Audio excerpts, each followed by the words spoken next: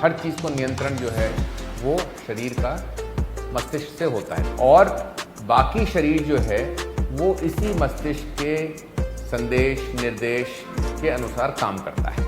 तो C5 अगर हमारा काम नहीं करेगी तो व्यक्ति को सांस लेने में बहुत परेशानी होगी क्योंकि डायफ्राम नहीं मूव करेगा।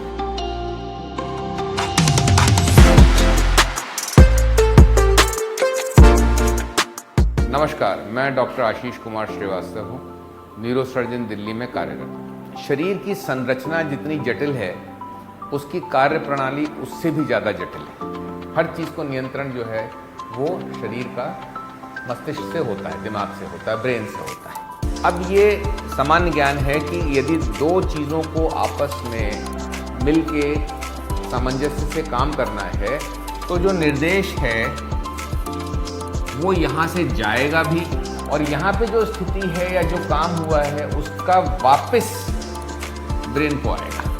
तो इसके बीच में जो सबसे मुख्य अंग है, इसमें कुछ हार्ट को कंट्रोल कर रहा है, कुछ पेट को कंट्रोल कर रहा है, कुछ पैरों को कंट्रोल कर रहा है, कुछ पेशाब की थैली को कंट्रोल कर रहा है, उसके नियंत्रण को, और बाकी फिर यहाँ से पेरिफेरल नर्व जो हमने पिछले वीडियो में भी आपको बताया था, इन नर्व्स के द्वारा बॉडी या शरीर हमारा संदेश का आदान प्रदान करता है।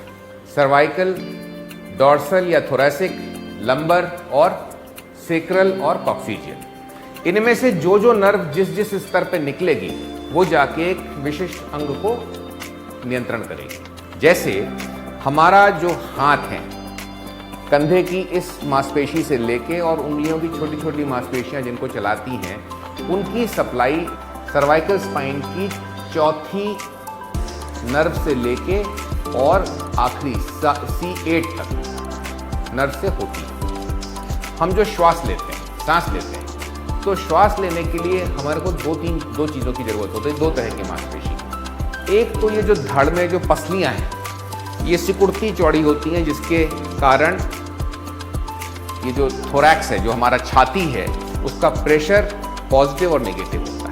और दूसरी जो मांसपेशी होती है श्वास के लिए, श्वास प्रक्रिया के लिए, वो डायफ्राम कहलाती है। ये डायफ्राम जो है ये नियंत्रण होता है इसका C5 नर्व से मेनली, लेकिन C4 और C6 का भी कंट्रीब्यूशन कभी कभी होता है। हमारा हार्ट है वो C5 के लगभग नर्व से होता है, इसीलिए जब हार्ट में हार्ट अटैक होता है तो दर्द हार्ट में बहुत कम पता चलता है, यहाँ पता चलता है जहाँ पे मांसपेशी की सप्लाई C5 से और कंधे के ऊपर होता है, यहाँ पे भी सप्लाई C5 से C4 से होती है। इसी तरह से हमारी पेशाब का कंट्रोल जो है वो सेक्रम की पहली, दूसरी, तीसरी, चौथी नर्व से होता है। यदि हमारे दुर्भाग्यवश कोई एक्सीडेंट होता है और गर्दन में चोट लगती है, मान लीजिए उस चोट की वजह से सर्वाइकल स्पाइन 5वें लेवल पे बहुत बुरी तरह से खराब हो जाती है, तो C5 अगर हमारा काम नहीं करेगी तो व्यक्ति को सांस लेने में बहुत परेशानी होगी क्योंकि डायफ्राम नहीं मूव करेगा। इस वीडियो में हमने समझा कि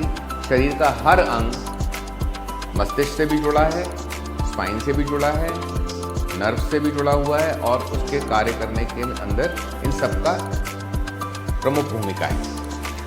अगले वीडियो में हम थोड़ा सा श्वास प्रक्रिया को अच्छी तरह से समझेंगे कि कैसे वो नर्व से प्रभावित होती है, कैसे उसकी मांसपेशियां प्रभावित होती हैं और कहाँ पर चोट लगने से या बीमारी होने से सांस लेने में दिक्कत समस्या हो सकती है। धन्यवाद।